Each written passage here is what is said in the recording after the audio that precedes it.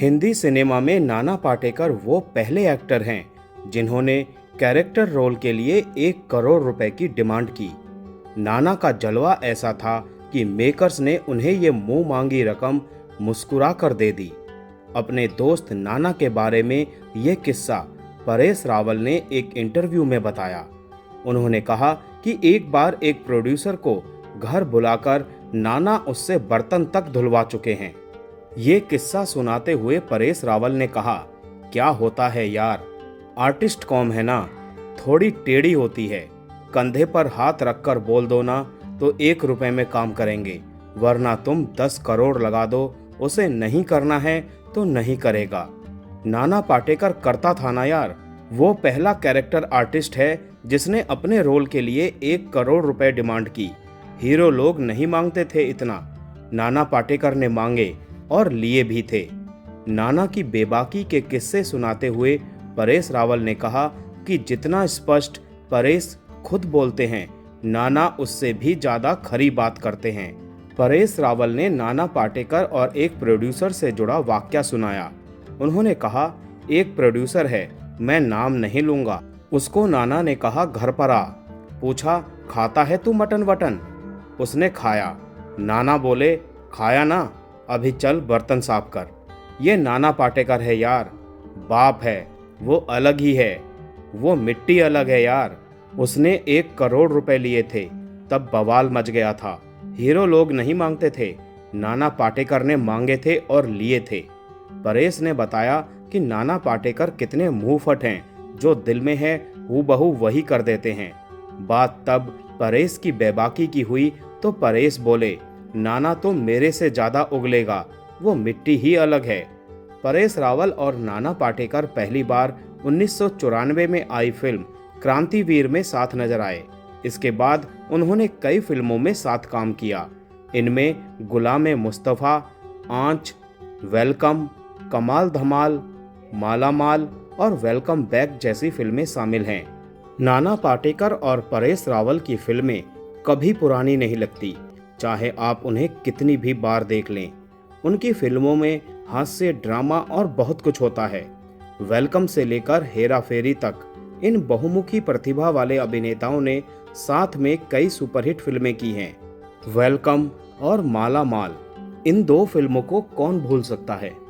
Welcome film में हम देखते हैं कि 2 ठग राजीव से मिलते हैं, जो एक सम्मानित परिवार से ताल्लुक रखता है।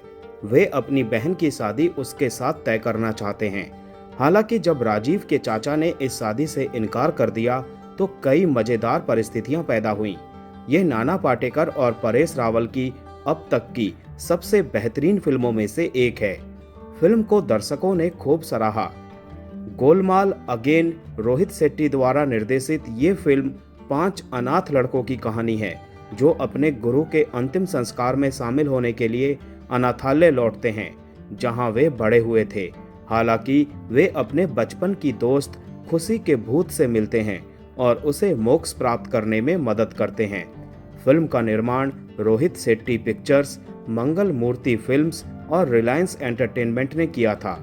फिर हेरा फेरी में किस्मत का एक ऐसा मोड़ आता है जो राजू, श्याम और बाबूराव की जिंदगी को बदल देता है, जब उन्हें एक धोखेबाज द्वारा धोखा दिया जाता है। अब उन्हें फिर हेरा फेरी में एक खूंखार गैंगस्टर से लिया गया कर्ज चुकाने का दूसरा तरीका खोजना होता है। वेलकम बैक में हम देखते हैं कि मजनू और उदय शेट्टी अपनी बहन के लिए एक उपयुक्त दूल्हा खोजने के लिए संघर्ष करते हुए अपने अपराध जीवन को छोड़ देते हैं। इसी बीच दोनों अपनी नई प्रेमिका चांदनी को लुभाने की भी कोशिश करते हैं। क्रांतिवीर में नाना पाटेकर ने प्रताप नारायण तिलक की भूमिका निभाई थी। कम उम्र में अपने माता पिता द्वारा अस्वीकार किए जाने के बाद वो आदमी अंडरवर्ल्ड डॉन और कुछ बहुत शक्तिशाली राजनेताओं द्वारा नियंत्रित एक छोटे से गांव में पहुंच जाता है। आलसी, शराबी और बेरोजगार वो एक पत्रकार से प्रभावित है, जो सकारात्मक मिशन के साथ जी रहा है। हैट्रिक मिलन लुथरिया द्वारा निर्देशित एक स्पोर्ट्स कॉमेडी ड्रामा है। फिल्म में नाना पाटेकर एक डॉक्टर का किरदार निभा रहे हैं। कहानी क्रिकेट के इर्द गिर्द घूमती है। सभी एक बहुत बड़ा क्रिकेट प्रशंसक है और कश्मीरा को खेलों में कोई दिलचस्पी नहीं है।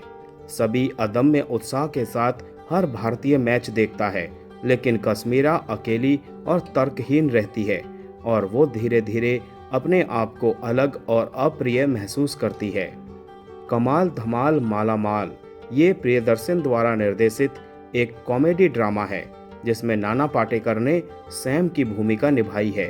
भले ही फिल्म को मिली जुली प्रतिक्रिया मिली हो, लेकिन नाना पाटेकर और परेश रावल का अभिनय सबसे ऊपर रहा।